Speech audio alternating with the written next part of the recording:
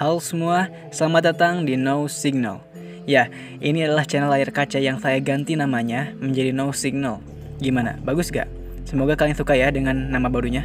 Oke, jadi di video kali ini saya akan menceritakan alur film yang para pemeran utamanya terjebak di suatu perumahan besar, apalagi kalau bukan vivarium. Yap, film ini bergenre horor pastinya dan dapat mempengaruhi psikologi seseorang. Tapi tenang aja, karena ini saya yang bercerita, jadi gak bakal kena tuh psikologinya ya. Kan kalian gak nonton langsung gitu kan. Oke, daripada lama-lama lagi, kita akan langsung ceritakan dan inilah Vivarium.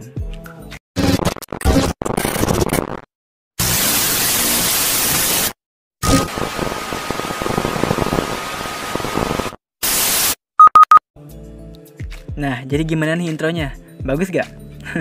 Semoga kalian suka ya sama perubahan channel ini. Oke, jadi ceritanya, hiduplah sepasang kekasih yang bekerja di sekolah gitu. Si cewek jadi guru dan si cowok jadi tukang kebun atau kayak guru piket gitulah yang suka bener-benerin hal di sekolah. Nah, mereka ini ingin membeli sebuah rumah di perumahan. Nah, di sini saya kurang tahu nih, mereka itu udah nikah atau belum. Tapi yang pasti mereka mau beli rumah lah gitu ya. Oke, lanjut. Nah, saat sampai di toko, mereka disambut oleh pelayan yang aneh gitulah. Karena mereka kayak dipaksa banget buat cepet-cepet lihat perumahan yang bernama Yonder. Akhirnya mereka pun mengikuti permintaan si pelayan untuk pergi ke perumahan yang dituju. Perumahan di sana sangat luas sekali dan semua rumahnya dibentuk sama persis dengan rumah lainnya, bahkan warnanya. Oh iya, nama cewek ini Gemma atau kita panggil Gemma ya, emang Gemma sih, dan si cowoknya ini Tom. Akhirnya mereka sampai di rumahnya yang bernomor 9. Mereka di sana dipersilahkan untuk melihat-lihat terlebih dahulu oleh pelayan itu. Sampai pada akhirnya, saat mereka melihat taman belakang, pelayan itu ternyata telah pergi tanpa pamit. Dikarenakan sudah pergi, mereka pun memutuskan untuk pergi juga dari perumahan. Tapi anehnya, mereka tidak bisa menemukan jalan keluar dan malah berputar-putar di sana dan selalu bertemu lagi dengan rumah angka 9 mereka sebelumnya. Mereka pun terus-menerus berusaha untuk mencari jalan keluar. Sampai pada akhirnya, mereka kehabisan bensin yang membuat mobil itu mati dan berhenti di malam hari. Dan anehnya lagi, mereka berhenti tepat di rumah nomor 9 tadi. Mau tidak mau, mereka akhirnya istirahat dan tidur di rumah tersebut.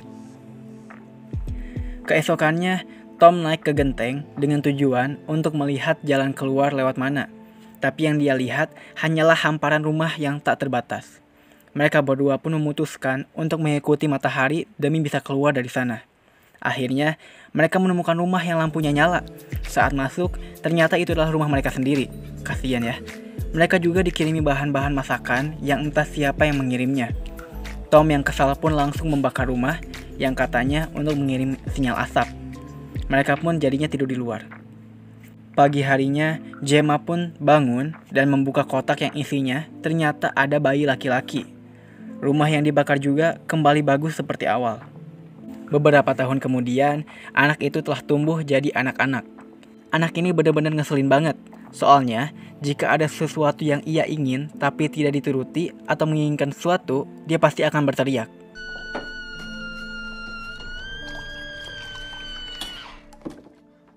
Dia juga bertingkah laku aneh, seperti niruin suara anjing dan niruin perkataan yang biasa dilakukan Gemma dan Tom.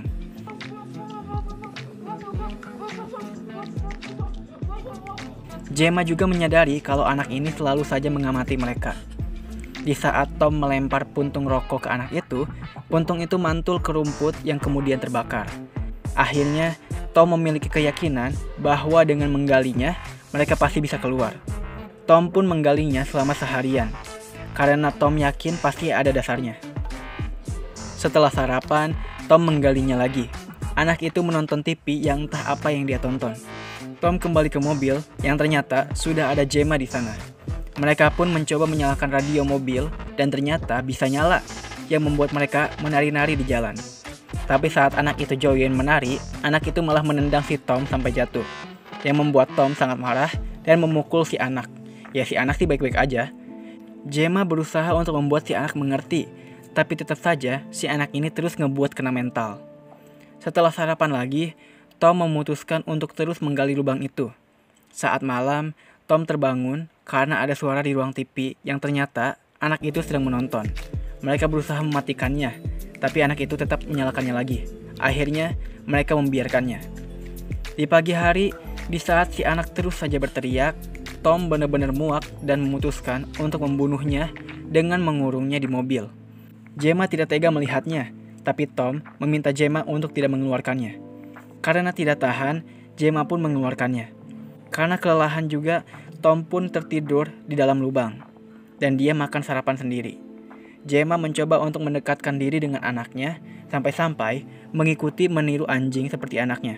Udah kena mental sih emang ini.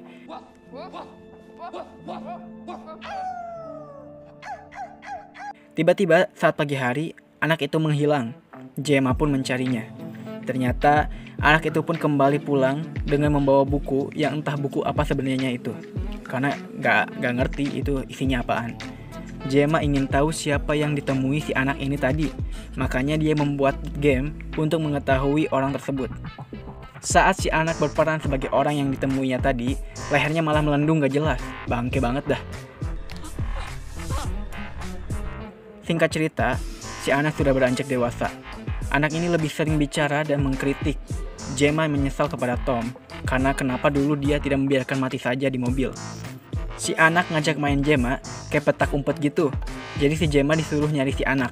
Tapi ya, si Gemma kesusahan nemunya sampai malam hari. Di saat Tom sedang menggali, dia malah menemukan kantong mayat di lubang itu.